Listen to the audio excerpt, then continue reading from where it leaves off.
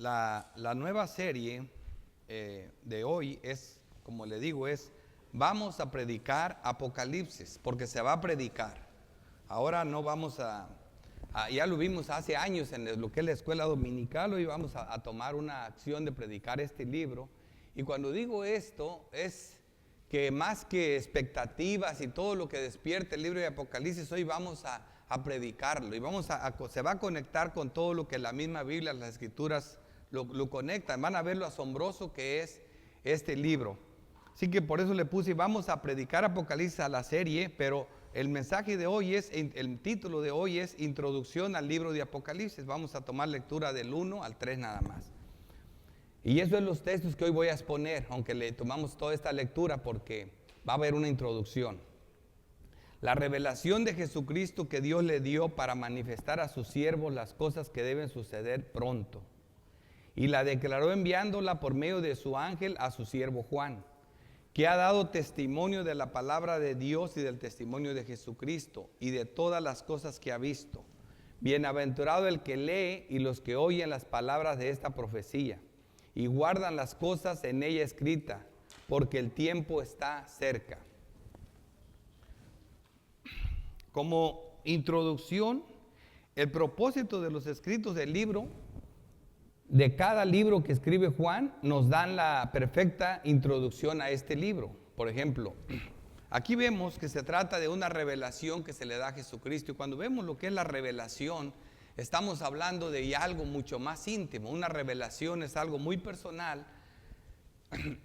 A este caso, como primero les voy a introducir el estilo de Juan, lo que hace con cada uno de los libros que presenta. Por ejemplo, cuando nos presentó el Evangelio, nos dice por qué escribió el Evangelio, por qué presentó este libro de esta manera. Entonces, vemos en Juan 20:30 que dice: hizo además Jesús muchas otras señales en presencia de sus discípulos, las cuales no están escritas en este libro. Dice el mismo apóstol Juan: pero estas se han escrito para que creas que Jesús es el Cristo, el Hijo de Dios, y para que creyendo tengáis vida en su nombre. O sea que el propósito del Evangelio era para que creas, para que lo conozcas, para que sepas que Él es el Cristo y tengas vida en su nombre. Así que lo primero que estamos viendo, ese fue el propósito de su Evangelio. Luego cuando viene y empieza a presentar sus epístolas, vemos en las epístolas, la primera epístola de Juan, y siempre dice el motivo al final del libro. Por ejemplo, la primera de Juan, la epístola de Juan tiene 5 capítulos. En el capítulo 5, versículo 13, él dice estas cosas: estas cosas os he escrito a vosotros que creéis en el nombre del Hijo de Dios. A estas personas que yo les presenté a Cristo, que vieron a Jesucristo y que creyeron en Él para vida eterna, bueno, a estas personas les exhorto a que se hagan un autoexamen, a ver si realmente son creyentes. Dice: para que sepáis que tenéis vida eterna y para que creáis en el nombre del Hijo de Dios. Así que el propósito aquí es para que sepas. Y ahora él se despide de esta epístola diciendo, del 1:5 dice: hijitos, guardaos de los ídolos, amén. Es aquí donde vamos a entrar a esta parte más privada del libro de Apocalipsis. Y ¿por qué lo estoy llevando a esto? Es que es una revelación de Jesucristo que Dios le dio. Por eso dice así el tercer versículo: bienaventurado el que lee y los que oyen las palabras de esta profecía, de este libro, de esta revelación, y guardan las cosas en ella escritas. Y la razón es porque el tiempo está cerca. Esto no deja a nadie, porque por ejemplo cuando hablamos de Apocalipsis mucha gente se desconecta. Dice, bueno, como están acostumbrados por las diferentes posturas, dicen: eso todavía no pasa y va a pasar mucho después, cuando ni la iglesia va a estar aquí. No. Cuando dice el tiempo está cerca, otros llegaron a la conclusión: no, es que eso, porque ya pasó. Por eso dice que el tiempo está cerca. Es que la Biblia está actualizada para todo momento. El tiempo está cerca, ahorita lo vamos a explicar mejor.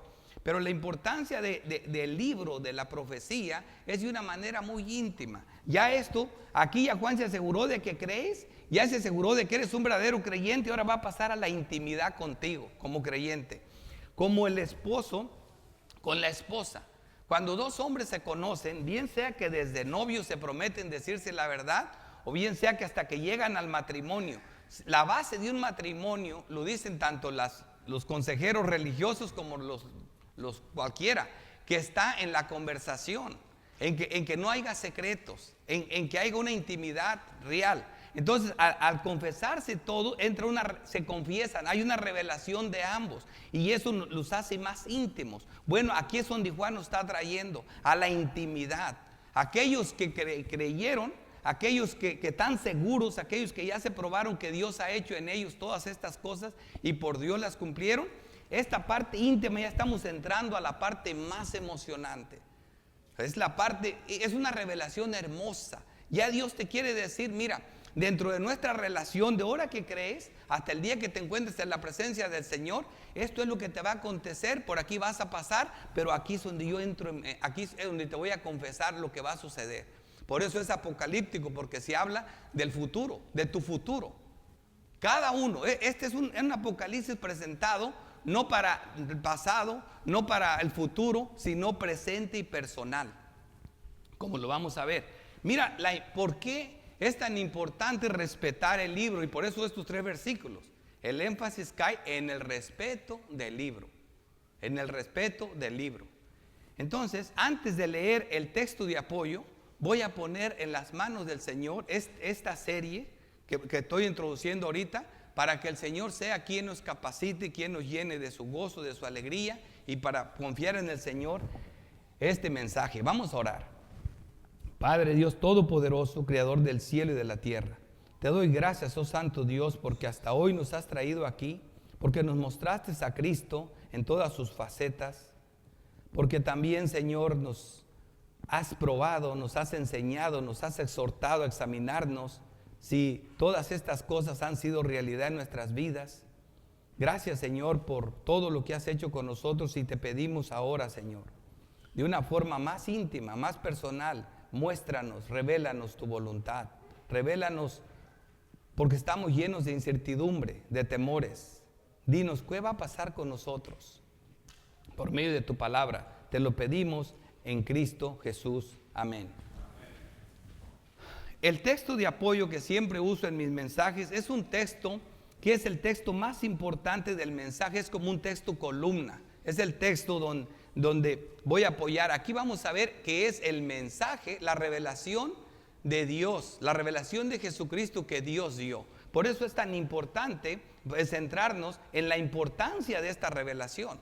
Y Juan sigue su mismo estilo, como lo hizo en el Evangelio, como lo hizo al final de su Evangelio, como lo hizo al final de su epístola, al final de Apocalipsis. Apocalipsis 22, miren lo que dice. Va a decir por qué escribió el libro y la importancia del libro. Yo testifico, aunque vimos por qué escribió el libro, aquí mismo está diciendo que dice, cuando dice bienaventurado el que lee y los que oyen las palabras de esta profecía y guardan las cosas en ella escritas. ¿Por qué dice bienaventurado? Un bienaventurado solamente es un santo, un creyente verdadero. Eso es un aventurado que las bienaventuranzas siempre son para eso, como lo vamos a ver más adelante. Y aquí entra esa parte íntima, dice, yo testifico a todo aquel que oye las palabras de la profecía de este libro. Si alguno añadiera estas cosas, Dios traerá sobre él las plagas que están escritas en el libro. Ahí está la advertencia. Si alguno quitare de las palabras del libro de esta profecía, Dios quitará su parte del libro de la vida y de la santa ciudad y de las cosas que están escritas en este libro. El que da testimonio de estas cosas dice, ciertamente vengo en breve. Es Cristo.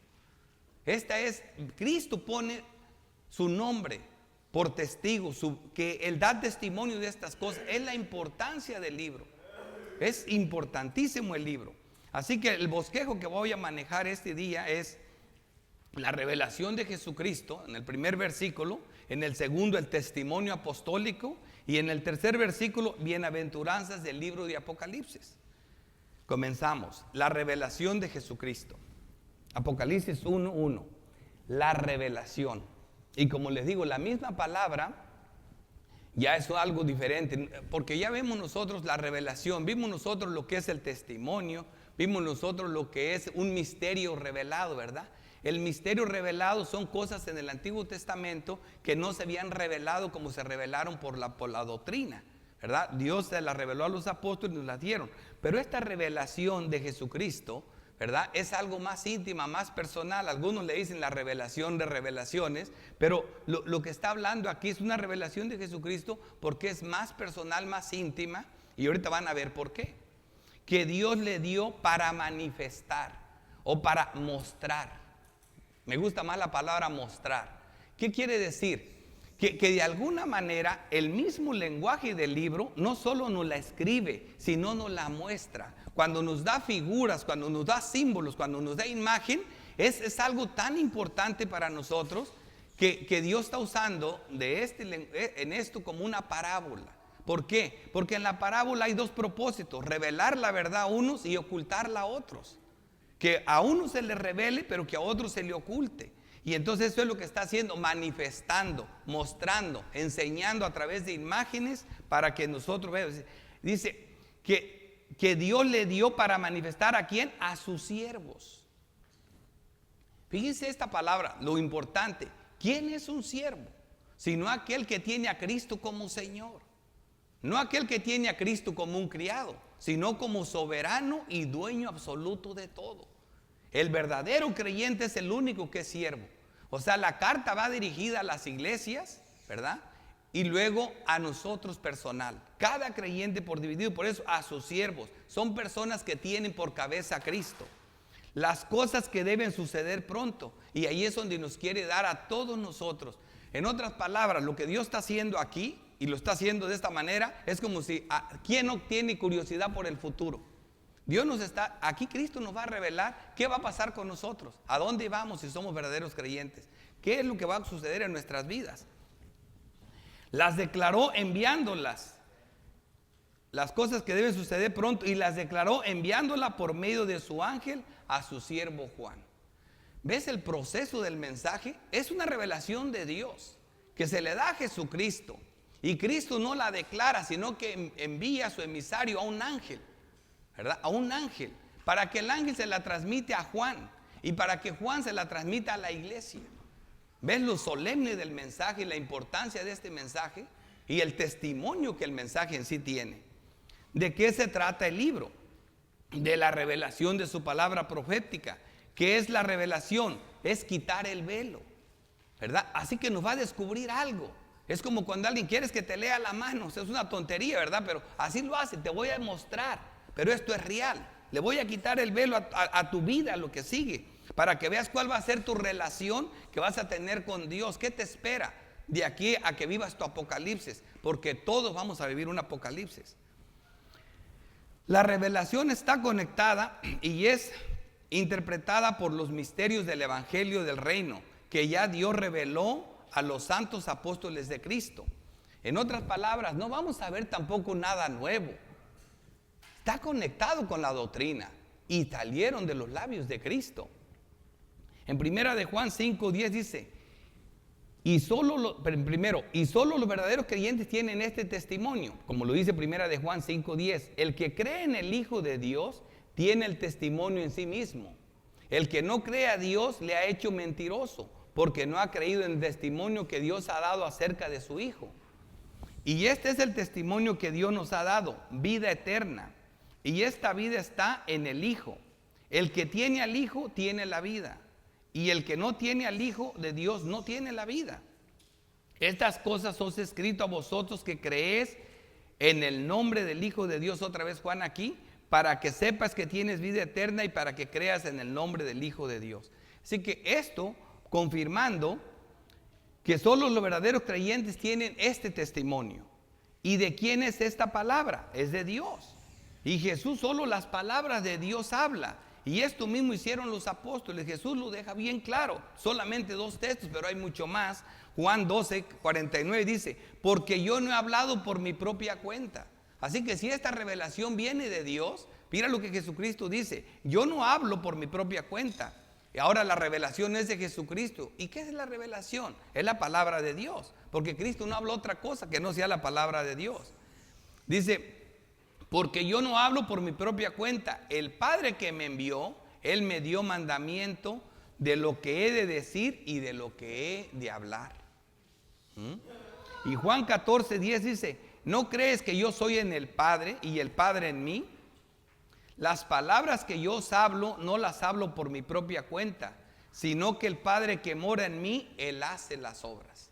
Así que esta revelación, esta palabra de Dios, esta revelación de Jesucristo que Dios le dio, ¿verdad? Cristo simplemente es la voluntad de Dios revelada por Cristo, porque Cristo solo las palabras de Dios habla.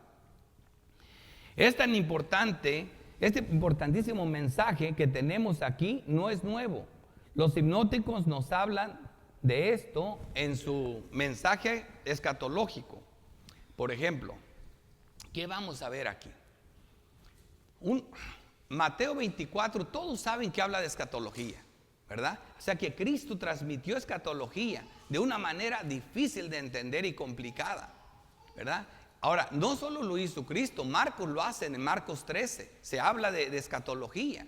Y Lucas también habla en Lucas 17, del 20 en adelante, y Lucas 21 habla de escatología. Y ahora Juan no habla de escatología. Claro, Juan te manda una carta escatológica, toda una epístola. Así que esta es la importancia del evangelio. Así que nadie va a expresar más la escatología que el apóstol Juan, superando por mucho lo que se hizo con Mateo 24, con Marcos 13 y con Lucas 17 y 21. Aquí se va a hablar de escatología. Ahora nosotros vamos a estar siempre yendo ahí. ¿Por qué? Porque ¿cómo vamos a interpretar el libro de Apocalipsis? ¿Cómo lo interpretó quién? Cristo. Él habló de escatología y los apóstoles. Vamos al proceso tan importante de cómo llega a nosotros por medio de su ángel a su siervo Juan. Cristo manda a su ángel a su siervo Juan, y de Juan a los predicadores. O sea, ¿por qué es importante el mensaje? ¿Cómo debemos abordar este libro, verdad? Porque es precisamente porque nosotros entendemos que la iglesia está fundada en la doctrina de los apóstoles. Ellos son nuestros cimientos, y por eso nosotros, así llegó el mensaje de Dios, de Cristo, ¿verdad? Al ángel, a Juan, y de los apóstoles a nosotros. La iglesia permanece en la doctrina de los apóstoles, y eso es bien importante. ¿Cómo debemos abordar o leer el libro? Este libro tiene varias diferentes posturas escatológicas, pero esa no se ve ahorita. Ahorita vamos a ver lo primero. Cuando tú comienzas a leer el libro, y ahí se dividen muchas opiniones, pero hay cuatro posturas. Eso es no en cuanto al milenio, ni en cuanto al rapto, ni en cuanto a la tribulación, porque ahí también hay divisiones. Todavía no llegamos ahí. Esta es la postura en cómo abordar, cómo leer el libro, ¿verdad? Cómo llegar a entender el libro. Y aquí hay cuatro posturas. Está la postura preterista. La postura preterista es todo lo da al pasado, ¿verdad? Y obviamente fue un sacerdote jesuita que hablando del siglo XVI, en el 1613, que quiso quitar toda la atención del papado, porque todos en ese tiempo todos pensaban que el papa era el anticristo, ¿verdad? Entonces, para quitar toda la atención a eso, dijo que todo era pasado, y dio toda una serie y puso todo pasado, terminando más o menos en el siglo II. Unos van hasta el siglo III con Constantino, que al final de cuentas dicen ellos que se acabó todo el problema con la conversión de Constantino y que ya todo se les arregló. Entonces, la tribulación que pasó fue del 70 DC, todos esos tiempos fueron sus sufrimientos y sus penas. Así que todo lo ponen en el pasado, y así escapan las implicaciones del libro. La otra postura es futurista, todo para el futuro. Así que dicen que después del trato que tiene Dios en Apocalipsis del 1 al 3 con las iglesias, todo lo demás del 4 en adelante hasta terminar el libro es futuro. Y de esa manera el libro no es para nosotros. ¿Y por qué les dije, hermanos? Porque ese es el propósito de este libro. Este libro tiene todos esos matices como lo vamos a ver ahorita. La otra postura, ¿cuál es? Es la histórica progresiva. Estos creen que el Apocalipsis se viene dando de una manera histórica progresiva, que los acontecimientos vienen cronológicamente aconteciendo a lo largo de la historia.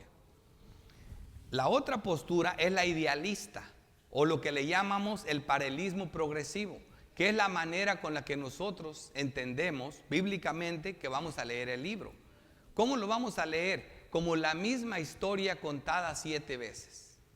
¿Cuál es la historia del libro de Apocalipsis? Es el conflicto, es la pelea, es la guerra eterna, es el conflicto. Pondré enemistad entre tu simiente y la simiente de ella. Ahí está la guerra. Y esa guerra se dio desde el principio. Entonces este conflicto, en esta manera, el paralelismo progresivo se va a repetir desde que Cristo vino hasta que Cristo regresa, la misma historia, y cuando concluye, ¿verdad? 7 veces la misma historia. Eso es la idealista, paralelismo progresivo. Este libro es en un sentido como una carta codificada, porque es una epístola, tiene todas las características de una epístola, ¿verdad? Y como el libro lo dice más adelante, este rollo tiene sellos, no todos lo pueden abrir. Este libro es un poco complicado también. ¿Por qué? Porque es exclusivo, porque no se le revela a cualquiera. Por eso tiene ese propósito el mismo libro. Por eso la misma naturaleza del libro es un libro profético, es un libro apocalíptico, es un libro simbólico, es una parábola en un sentido. ¿Y cuál es el sentido de una parábola? Es precisamente esconder la verdad de algunos. Lo dijo Jesucristo, pero revelar la verdad a otros. Pero revelársela como a niños, usando figuras, mostrándola clara, que la vean clarita la palabra. Así que esto es, y también es una epístola. Así lo leen. Así que este tiene su complicación. Así que el propósito principal, revelar algo a sus siervos y esconderlo de los falsos creyentes. Por eso el libro dice, no, ese libro es complicado. Sí, Dios lo hizo así a propósito. A uno se lo reveló y para unos es bien sencillo, que hasta un niño lo puede entender, pero para otros es el libro más complicado. Pero lo tenemos que ver en una unidad, unido todo el libro. Es un solo pensamiento. Así que estamos viendo lo importante que es el libro. Por eso duele cuando oímos comentarios por evitar separarnos a veces y crear muros, crear bardas entre diferentes iglesias, decir, bueno, el libro de Apocalipsis es periférico. ¿A ustedes les pareció periférico cuando le leímos el texto de apoyo? Que si le quitaras o le pusieras. Desde el momento que dices que es periférico, es cuenta que le estás quitando importancia. Esto no es periférico, es palabra de Dios. El libro de Apocalipsis, hermanos, es como si tú quisieras jugar ajedrez y nunca dar jaque mate. Es una guerra, y en esa guerra se gana cuando el rey cae, ¿verdad? Entonces son 2 ejércitos, el bien y el mal, que se enfrentan, y no termina hasta que cae el rey. Así que esto tiene su sencillez, pero tiene su punto difícil, el libro. Es un libro muy importante, es una enseñanza muy privada para nosotros. Y esto nos va a introducir a nuestro segundo encabezado, el testimonio apostólico. Ya ves el proceso, cómo viene, llega al apóstol Juan, ¿verdad? Luego la importancia de la autoridad de los apóstoles. Una iglesia que no permanece en la doctrina apostólica está perdida. Las epístolas, la doctrina, es lo más claro que tenemos de la palabra de Dios. Dice así el versículo 2, que ha dado testimonio de la palabra de Dios, el ángel, y del testimonio de Jesucristo, y de todas las cosas que ha visto. ¿Qué testimonio nos da Juan? Juan ya nos habría enseñado en sus evangelios la importancia del testimonio de Jesucristo. ¿Qué es lo que estamos viendo aquí? Dice que ha dado testimonio de la palabra de Dios y del testimonio de Jesucristo. El testimonio de Jesucristo es tan importante, por eso le digo que vamos a conectar la Biblia como es, con todos. Y el mismo que escribió eso, que es el mismo testimonio que ahora nos da Juan por su autoridad apostólica. Aquí todos los que dan testimonio de Cristo, incluyendo el Espíritu Santo, que ahora mismo mencionamos. Fíjate lo importante de este testimonio. Lo vimos cuando prediqué el Evangelio de Juan. Y vean esto, vean ustedes mismos todos los testigos, toda la línea de testigos que vienen a dar testimonio de la importancia de este testimonio de Jesucristo. En primera de Juan 5:6 vemos, y este es Jesucristo, que vino mediante agua y sangre. Dos símbolos que apuntan al Espíritu Santo. No mediante agua solamente, sino mediante agua y sangre. Dice, y el Espíritu es el que da testimonio. Así que aquí vemos a Cristo, que el Espíritu da testimonio, porque el Espíritu es la verdad. Así que, fíjate, los testigos que vienen a dar fuerza, a dar testimonio de Cristo. Porque tres son los que dan testimonio en el cielo: el Padre, el Verbo y el Espíritu Santo, y estos tres son uno. Y tres son los que dan testimonio en la tierra: el Espíritu, el agua y la sangre, y estos tres concuerdan en que los tres son símbolos del Espíritu Santo. Porque la sangre es un tipo de limpieza. La sangre limpia los pecados, regenera. El agua limpia, lava, sigue limpiando, que también lo hace el Espíritu Santo. El Espíritu Santo no solo nos limpia y nos lava, sino que conforme nos vamos ensuciando, nos sigue regenerando, nos sigue lavando. Entonces, y estos tres concuerdan en qué? En el Espíritu Santo, es uno solo. Y ahora vemos el testimonio de Juan el Bautista de este Cristo. Estoy dándole para que vean la importancia de la palabra, la importancia del libro, lo importante del testimonio. Dice, el testimonio de Juan el Bautista, dice Juan 5:31. Si yo doy testimonio acerca de mí mismo, mi testimonio no es verdadero.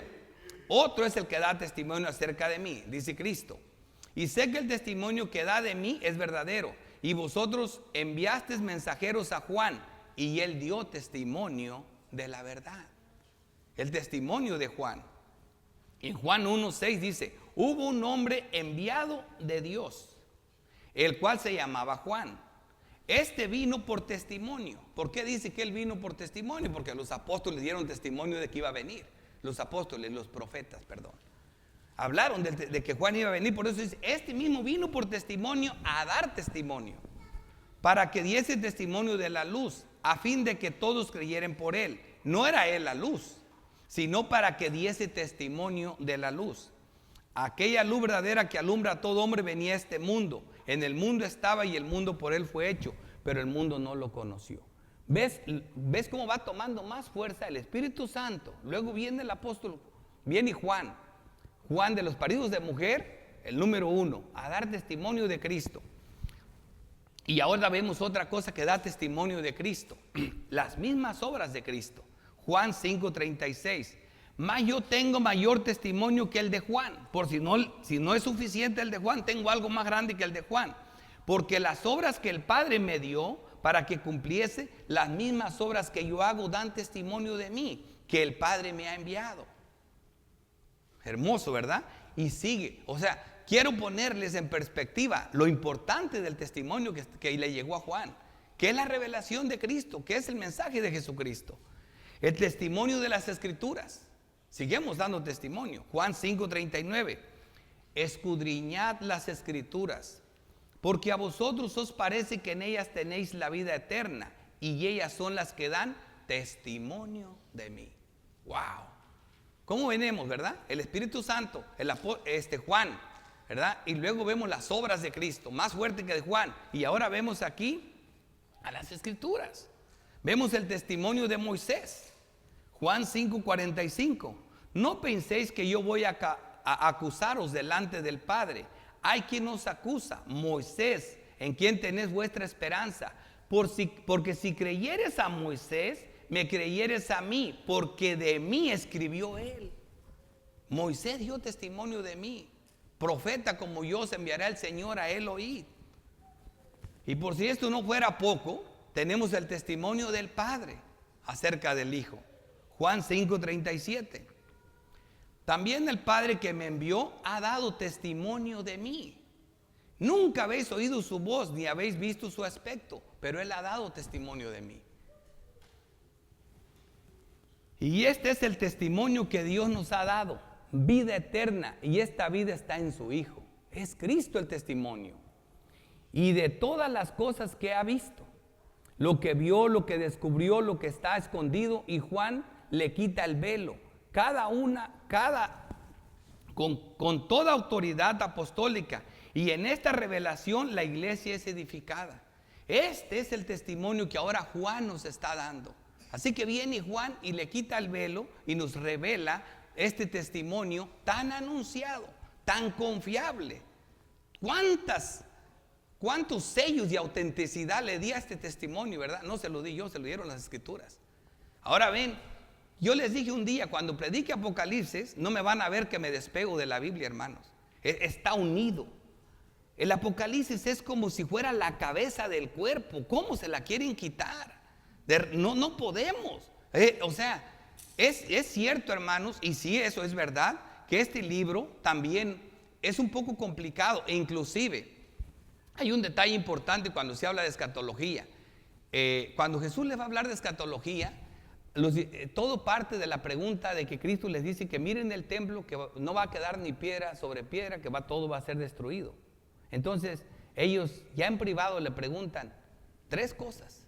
¿Cuándo será esto? La destrucción del templo, la señal de su venida y el fin del mundo. A la respuesta de ellos, el Evangelio de Marcos, que es breve, cuando habla de escatología, Marcos 13 nos dice que ya en privado estaban los 4 hermanos, Pedro y su hermano Andrés, Juan y Jacobo. Así que por eso escatológicamente 2 aquí, vemos a Juan y a Pedro, que saben mucho de escatología, y después llega el apóstol Pablo. Son las personas más que hablan de escatología de una manera perfecta. O sea, lo que quiero decir, los otros apóstoles no eran apóstoles, no eran puros, no eran santos, no, todos eran. Pero hay ciertas personas que Dios les revela más específicamente esto. En el Antiguo Testamento, ¿sabes quién era el Juan del Antiguo Testamento? Aquel que muy amado del Señor, aquel que estaba muy cerca de Cristo, Daniel. Y en el Nuevo Testamento el apóstol Juan siempre estaba cerca de Cristo. Así que cerca de Cristo hay intimidad y hay revelación. Y ahí viene la enseñanza, ¿por qué aprende uno esto? Y y aquí está diciendo y este es el testimonio que Dios nos ha dado, vida eterna, y esta vida está en su Hijo. Este es el mismo testimonio de Dios. Y luego dice, y de todas las cosas que ha visto, lo que vio. Y aquí es donde entra otra de las cosas importantes de los apóstoles. Acuérdate que este testimonio viene de los apóstoles, pero no solo las oyeron.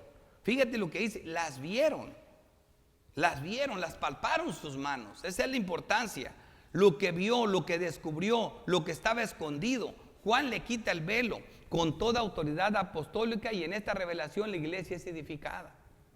El propósito de Dios del destierro de Juan a la isla de Patmos tenía un propósito, ¿verdad? Allí, en eso parecía que fue una tragedia, ¿verdad? Estaba solo, pero allí él estaba en el Espíritu en el día del Señor. Apocalipsis 1:9. Yo, Juan, vuestro hermano y copartícipe vuestro en la tribulación, precisamente había tribulación en el reino, en tiempos de Vespasiano, dice, en el reino y en la paciencia de Jesucristo, estaba en la isla llamada Patmos por causa de la palabra de Dios y del testimonio de Jesucristo. Por esta vez estaba así. Yo estaba en el Espíritu en el día del Señor y oí detrás de mí una gran voz que me dijo, de trompeta, que decía, y ahí viene el mensaje. O sea, así fue como le llegó. Así, la importancia de este mensaje es que los apóstoles nos hablan doctrina. Así que el libro no puede ser periférico. ¿Por qué? Porque Juan es apóstol. Y así como todo lo que salió de la boca de Pablo es doctrina, lo que salió de la boca de Pedro es doctrina, y lo que sale de la boca de Juan es doctrina. Doctrina codificada, doctrina con un propósito de esconder la verdad a algunos y revelarla al otro, sí. Por eso en un sentido es una parábola. Por eso usa imágenes. Bueno, hasta aquí estamos viendo la importancia de la palabra. Vemos por cómo nos llegó el testimonio, y ahora vamos a ver la bienaventuranza del libro de Apocalipsis. La bienaventuranza de esta palabra profética del libro. Eso es nuestro tercer encabezado. Bienaventurado. Bienaventurado. La Biblia habla 37 veces en el Antiguo Testamento, 47 veces en el Nuevo Testamento, 84 veces en total la palabra bienaventuranza. Casi sí, en los Salmos hay 4 bienaventurados o 4 bienaventurados. En el libro de los Salmos hay 8 veces y siempre se refiere a los que están cerca de Dios, a los que sus transgresiones han sido perdonadas, a los que Dios no toma en cuenta su pecado, o sea, siempre tiene que ver a santos, a personas creyentes. Cuando venimos al Nuevo Testamento, las más famosas son las bienaventuranzas del Sermón del Monte, y comienza diciendo que este es el proceso para ser creyente. Bienaventurado los pobres en espíritu. Ahí comienza todo, reconocer nuestra bancarrota espiritual, nuestro pecado, y el que pasa la primera, pasa todas las que siguen. Así que el bienaventurado es un santo. Bienaventurado el que lee. Obviamente este mensaje es para creyentes, para que se entienda bien, y como vayamos avanzando se van a ir sorprendiendo de lo sencillo que es el libro, para los que Dios se los muestre sencillo. Bienaventurado el que lee y los que oyen las palabras de esta profecía. Hermanos, estoy predicando Apocalipsis, versículo por versículo. Ustedes están leyendo conmigo. No me estoy yendo a otro lado. Y así lo voy a hacer. No le voy a sacar la vuelta a ningún texto. A lo mejor hay unos que no sepa, pero ahí voy a ir. Dice, el que lee y los que oyen las palabras de esta profecía y guardan las cosas en ella escritas. Los que las guardan son los únicos que son verdaderamente bienaventurados. Porque los verdaderos salvos son aquellos que creen y obran. Son aquellos que sus obras acompañan su fe y que obran porque creyeron. Porque el tiempo está cerca. Y estas son nuestro tercer encabezado. ¿Cuál es el propósito del libro? Revelar el Apocalipsis a cada creyente de una forma personal, íntima, ya que cada creyente en cada tiempo de la historia que vivió, tuvo y experimentará su propio Apocalipsis, y fue íntimamente y personalmente consolado, animado por él. ¿Por qué hay tantas interpretaciones y escuelas? Mira, para las personas del 70 DC, ellos vivieron un Apocalipsis. Fue terrible la destrucción, todo aquello fue como se pronunció. Y a la vez de la historia, todos han visto el suyo. Y al último, en una aplicación les voy a mostrar clarito lo que significa estas palabras de Cristo cuando dice que todo esto ocurrirá en esta generación. Que no pasará esta generación hasta que todo este Apocalipsis concluya. Van a ver este texto tan complicado, cómo nos va a llenar de esperanza al final. Pero hasta aquí lo que quiero que veamos es quiénes son estos bienaventurados y por qué. El libro de Apocalipsis habla de 7 bienaventuranzas. Y cada una vas a ver con quién te identifica. O sea, cuando yo digo quiénes son estos bienaventurados, vamos a dejar que el mismo libro, que las mismas escrituras nos diga quiénes son. Para que vean que es solo de creyentes, es muy personal. Por ejemplo, Apocalipsis 1:3, bienaventurado el que lee y el que oye las palabras de esta profecía. Es el texto que estamos viendo. Y guarda cosas, y dice, y que guarda las cosas en ella. Ya le dije que solo un verdadero creyente obra y puede guardar, cree y guarda. Ahora, Apocalipsis 14, bienaventurados los muertos que mueren en el Señor. ¿A poco esos no son creyentes? Obviamente que sí, ¿verdad? Los que mueren en el Señor. Apocalipsis 16, bienaventurado el que vela y guarda sus ropas para que no ande desnudo y vean su vergüenza. Y esas ropas fueron lavadas en la sangre de Cristo. Esa persona es un verdadero creyente. Apocalipsis 19 dice, bienaventurados los que son llamados a la cena de las bodas del Cordero. Esos llamados, esos escogidos, son santos, verdaderos creyentes. Apocalipsis 26, bienaventurado y santo el que tiene parte en la primera resurrección. Obviamente es un verdadero creyente. La segunda muerte no tiene poder sobre estos. ¿Quiénes son los bienaventurados? Puro santo, puro creyente. Revisa todas las bienaventuranzas y vas a llegar a la misma conclusión. Apocalipsis 22:7, bienaventurado el que guarda las palabras de la profecía de este libro. ¿Ves la importancia del libro? Que las guarda. Y el 14 dice, bienaventurados los que lavan sus ropas, del mismo 22, para tener derecho al árbol de la vida y para entrar por las puertas de la ciudad. Con unas ropas lavadas, comer del árbol de la vida es vivir eternamente con Dios. Y ese sí es bienaventurado. Ya saben quiénes son los bienaventurados. Y en los salmos hay muchas bienaventuranzas, pero me llamó la atención la que está en el Salmo 119, versículo 2, porque dice: bienaventurados los que guardan sus testimonios. Y de esto estamos hablando, de la bienaventuranza de los que guardan el testimonio de Cristo y con todo el corazón le buscan. Es algo real en un verdadero creyente. Es normal que guarden el testimonio, que lo busquen de todo corazón. Así que ya vimos quiénes son estos bienaventurados. Esto nos está llevando a algo muy diferente, muy raro, ¿verdad? Por eso se entiende por qué las personas dicen: no, pues es que el libro ese es muy complicado, o yo no me quiero meter con el libro, ¿verdad? Y como les dije, yo no estoy diciendo, hay pastores fieles, hombres de Dios, que nunca predican este libro. Eso no quiere decir que no son verdaderos creyentes, ¿verdad? Porque acuérdense, cuando se habló de escatología, había solo 4. Uno luego murió a espada. De Andrés no se sabe nada. Solo Pedro y Juan transmitieron escatología. Y después lo hizo Pedro. Lo hizo Pablo. Así que, sin embargo, sí es para todos los creyentes el libro. Juan les decía a los esos: sabemos que el anticristo viene. Él no ignoraban eso, la iglesia. Juan les hablaba de escatología. Lo mismo lo hacía el apóstol Pablo a la iglesia. Y ahora muchas veces aquí nomás no llegan aquí, no, pero cuando se predica, como se está predicando, se está conectando con todas las escrituras.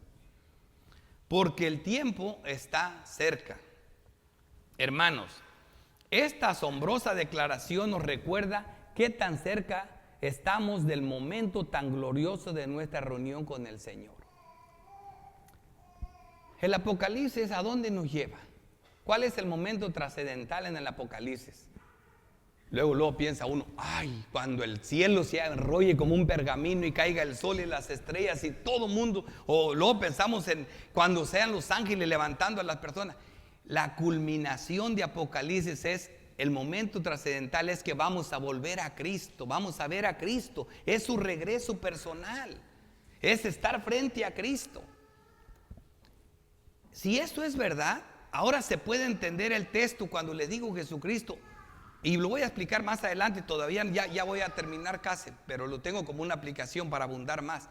Por eso se entiende que toda esta generación no pasará hasta que todos se cumplan. Hermanos, nuestro Apocalipsis no llega a más de 80 años casi para nosotros. Porque aquí los creyentes más jóvenes quizás tienen 15, 14, los más jovencitos. En 80 años van a tener 94. Le vamos a extender hasta los 100. Pero esa persona, cada uno de ustedes, el que muera hoy en la noche, mañana o cuando mueran, y si son verdaderos creyentes, ya tienen su Apocalipsis. Van a estar en la presencia de Cristo ahí mismo.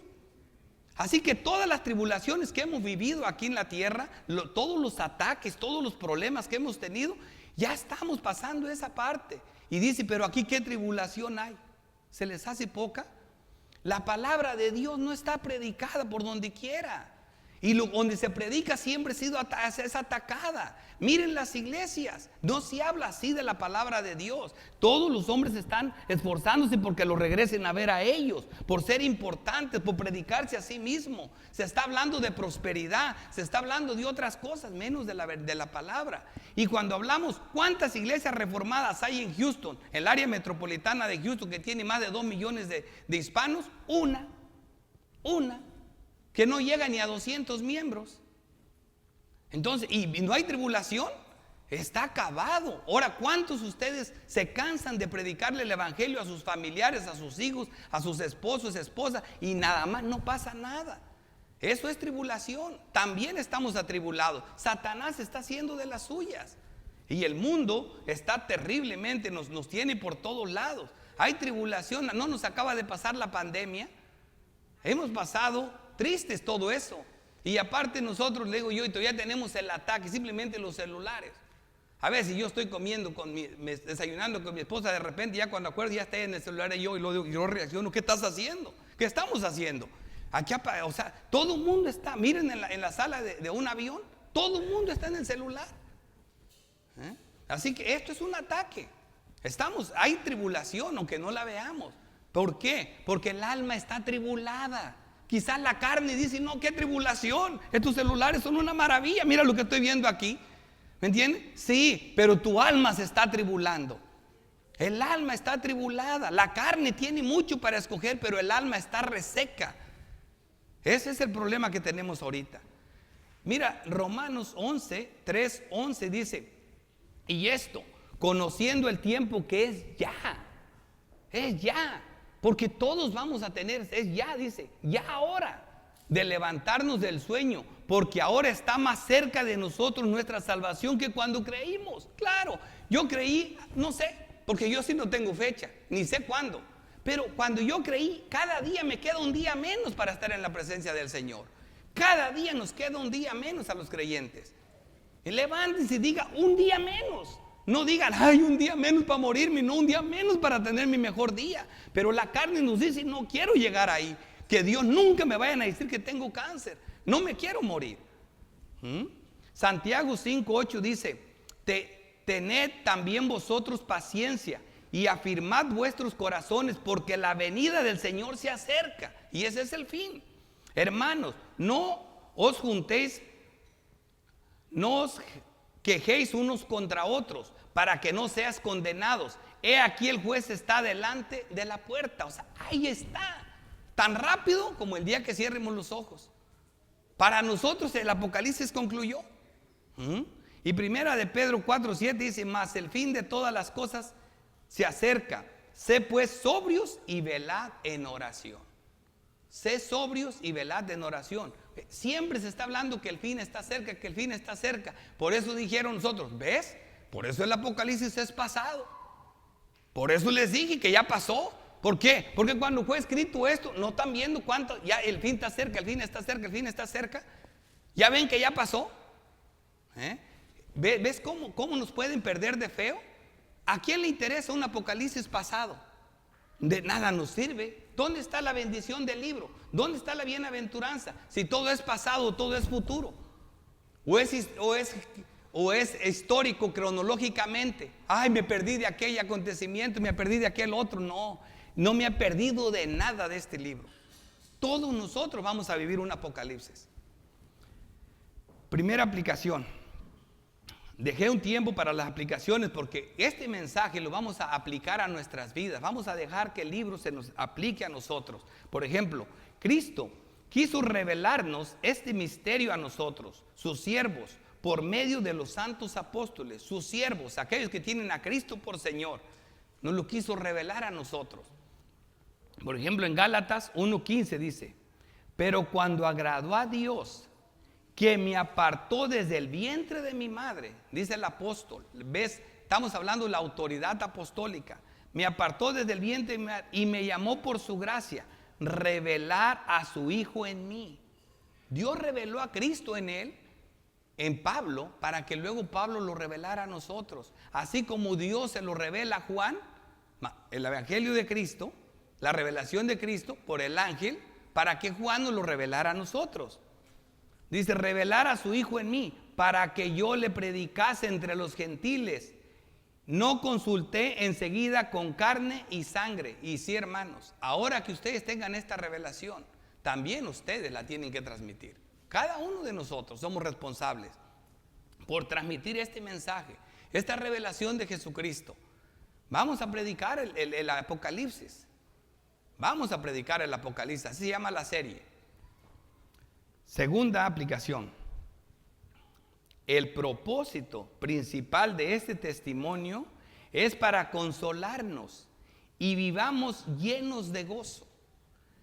Cuando entendamos el libro y veamos todo lo que está en el libro, vamos a empezar no va a cambiar nuestra situación, no nos va a aparecer dinero en la cuenta del banco, ni se van a quitar las enfermedades, pero nos vamos a llenar de gozo cuando veamos lo que nos espera, cuando veamos el consuelo que este libro nos va a dar. Y por eso esta revelación llegó en el momento de la tribulación, en el momento que Juan estaba atribulado y que sus consiervos estaban atribulados, y llega este mensaje.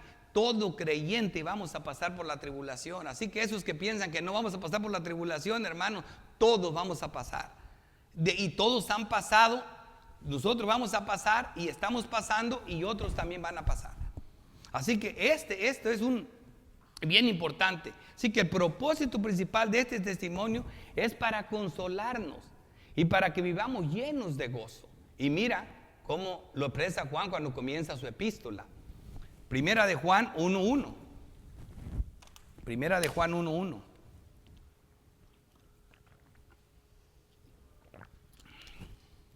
Fíjate lo que dice. Lo que era desde el principio, lo que hemos oído, lo que hemos visto con nuestros ojos, lo que hemos contemplado, lo contemplaron, como aquí se está contemplando el Apocalipsis, ¿verdad? Lo que hemos contemplado y palparon nuestras manos tocante al verbo de vida. Juan lo agarró, Juan lo tocó, lo contempló, lo oyó, lo vio. Porque la vida fue manifestada y la hemos visto. Y testificamos y os anunciamos la vida eterna, la cual estaba con el Padre y se nos manifestó. Dice, lo que hemos visto y oído, estos anunciamos. ¿Para qué? Para que también vosotros tengáis comunión con nosotros. Y nuestra comunión verdaderamente es con el Padre y con su Hijo Jesucristo. Estas cosas os escribimos para que vuestro gozo sea cumplido. O sea que el propósito de este libro es para que tengas gozo, para que entiendas quién está contigo, para que entiendas quién pelea nuestras guerras. Y eso es la importancia de este libro. Así que esta es la segunda aplicación. Vamos con la tercera aplicación. Aquí me tomo un poquito más. Por eso lo hice a propósito. ¿Por qué es tan importante saber y recordar que el tiempo está cerca? Porque eso se ve mucho en este libro. Miren esto.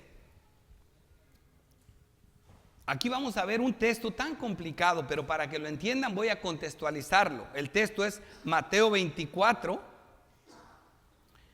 Está en Mateo 24, 34, pero vamos a comenzar del 29. Este texto de verdad me ha costado mucho. Cuando lo encuentro ahí y lo encontraba, como que me desanimaba. Decía, yo no sé por qué está esto aquí. Oigan esto. Dice, e inmediatamente después de la tribulación de aquellos días, fíjense lo que está pasando aquí. El sol se oscurecerá, ese sí es el fin del mundo. Y la luna no dará su resplandor, y las estrellas caerán del cielo, y las potestades de los cielos serán conmovidas. Entonces aparecerá la señal del Hijo del Hombre en el cielo. ¿Ves cómo te digo?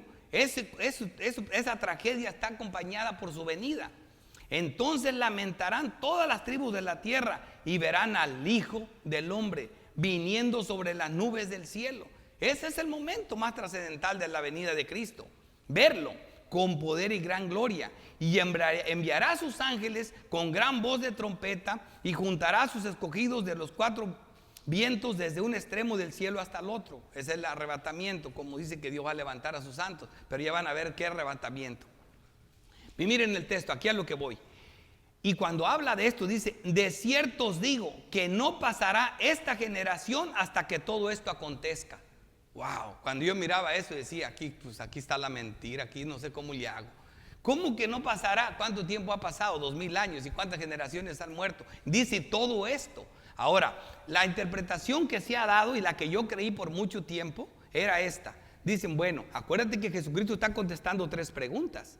¿Cuándo será esto? ¿Qué es esto? La destrucción del templo, ¿verdad? Y luego la otra, ¿cuál es? La señal de tu venida y el fin del mundo. Entonces dicen, este texto se refiere a la primera pregunta, esto. Por eso dice que esta generación no pasará hasta que todo esto sea cumplido. Pero cuando leo el contexto, veo que está hablando del completo fin del mundo, de la venida de Cristo, del levantamiento de los santos. Y digo yo, wow, y me pierdo. Pero ¿sabes por qué? Ahora que estoy leyendo el libro de Apocalipsis, humillándome delante del Señor, dije, bueno, qué claro está aquí. Lo que nos está diciendo el texto es que para todos el tiempo está cerca. Es que no va a pasar a esta generación hasta que todo esto se cumpla. ¿Cuándo se cumple esto? No, cuando Cristo venga. ¿Y cuándo vas a estar en la presencia del Señor? Puede ser en un año, puede ser en un mes, que ya estés ahí. Y para ti se acabó el tiempo. Ese es el momento más glorioso, la presencia del Señor. Estar con Cristo. ¿verdad? Ahora, eso, pero cuando te vayas tú, me vaya yo, para otras personas viene después y después. O sea, todo el mundo ha vivido un apocalipsis. Esto es lo que debemos de entenderlo, porque cuando lo aventamos a otro lado nos estamos perdiendo de una verdadera bendición del libro. Y eso no lo debemos de hacer. Dice, el cielo y la tierra pasarán, pero mis palabras no pasarán. Y yo decía, después de que esto está complicado, todavía cierras con este remache tan grande, diciendo, el cielo y la tierra pasarán, pero mis palabras no pasarán. No, es que eso es verdad. De que te mueres, te mueres. De que me muero, me muero. Eso no va a pasar. Este es el mismo énfasis que pone la doctrina. Segunda de Pedro 3:1. Amados, esta es la segunda carta que os escribo. Y en ambas dice, despierto con exhortación vuestro limpio entendimiento, porque eres creyente, tienes el entendimiento limpio, para que tengas memoria de las palabras que antes han sido dichas por los santos, profetas, y del mandamiento del Señor y Salvador, dado por vuestros apóstoles. Esta es la misma palabra, a profetas y apóstoles. Versículo 4, y diciendo, ¿dónde está la promesa de tu advenimiento? Porque desde el día en que los padres durmieron, todas las cosas permanecen así, como desde el principio de la creación. Parece que esto es mentira. Pero los cielos y la tierra que existen ahora están reservados para la misma palabra, guardados para el fuego, en el día del juicio y de la perdición de los hombres impíos. Versículo 8, mas oh amados, no ignoréis esto, que para el Señor un día es como 1000 años y 1000 años como un día. O sea, yo creo que a nadie aquí está tan preocupado por saber el día final de la catástrofe final, sino qué pasará conmigo. Claro que un día va a pasar esto, ¿verdad? Pero con nosotros puede pasar en cualquier momento. Dice, el Señor no retarda su promesa según algunos la tienen por tardanza, sino que es paciente para con vosotros, no queriendo que ninguno perezca, sino que todos procedan al arrepentimiento. Ahora se entiende por qué Cristo dijo, yo no vine a juzgar al mundo, sino a que el mundo sea salvo por mí. En este tiempo, en su primera venida, Él no vino con juicio, Él vino a ofrecer una salvación para el que crea. En la segunda venida, ya no hay esa oportunidad. Versículo 10, pero el día del Señor vendrá como ladrón en la noche. Así, ¿qué les digo? ¿A poco no llega así la muerte? Se acostó bien bueno y ya no amaneció. ¿Sí me entienden? Como ladrón en la noche. Dice, en el cual los cielos pasarán con gran estruendo y los elementos ardiendo serán deshechos y la tierra y las obras que en ella hay serán quemadas. Sí, es cierto, nosotros vamos a morir y la tierra va a seguir, hermano, pero para nosotros se acabó. Para nosotros sí se acabó y para otros todavía falta. Ahora esto, por eso le dije, el presente es tanto presente personal como futuro y pasado. Así es el Apocalipsis. Dice, el Señor no retarda su promesa según algunos la tienen por tardanza, sino que es paciente para con todos. Y esto de paso nos sirve para dar un mensaje a las personas que no creen. Estás en la paciencia del Señor, porque no quiere que nadie perezca, sino que todos procedan al arrepentimiento. Vamos a usarlo como un llamado al inconverso. Versículo 10, pero el día del Señor vendrá como ladrón en la noche, en el cual los cielos pasarán con gran estruendo y los elementos ardiendo serán deshechos y la tierra y las obras que en ella hay serán quemadas. Esto es lo que entendemos por el fin, pero oigan esto, puesto que todas estas cosas han de ser deshechas, ¿cómo no debemos vosotros andar en santa y piadosamente de vivir? Eso es estar listos. Fíjense en esto, el versículo 12, esperando y apresurados por la venida del día de Dios, en el cual los cielos encendiendo serán deshechos y los elementos siendo quemados se fundirán. Mira ahora lo que esperamos. Pero nosotros esperamos, según su promesa, cielo nuevo y tierra nueva en los cuales moran la justicia. El día que nos muéramos vamos a estar inmediatamente en ese cielo nuevo, en esa tierra nueva donde mora la justicia. Quizás no en cuerpo y alma, pero sí en alma. Así que espero que entendamos esto y hasta aquí los tres versículos que nos tocó exponer, y espero en Dios que sea algo que de verdad nos llene de aliento, como es el propósito del libro, su palabra. Oremos. Padre Santo, Dios Todopoderoso, Creador del cielo y de la tierra, Te damos gracias, oh Santo Padre, por tu misericordia. Gracias por consolarnos con tu palabra. Gracias porque nos enseñas y nos guías a través de ella. Te ruego, mi Santo Dios, por esta iglesia, para que nos guardes del mal, para que nos ilumines, para que nos guíes, para que tengas compasión de nosotros, perdones nuestros pecados y nos guardes de toda maldad. Te lo pedimos, oh Padre, en el nombre glorioso de Cristo Jesús. Amén.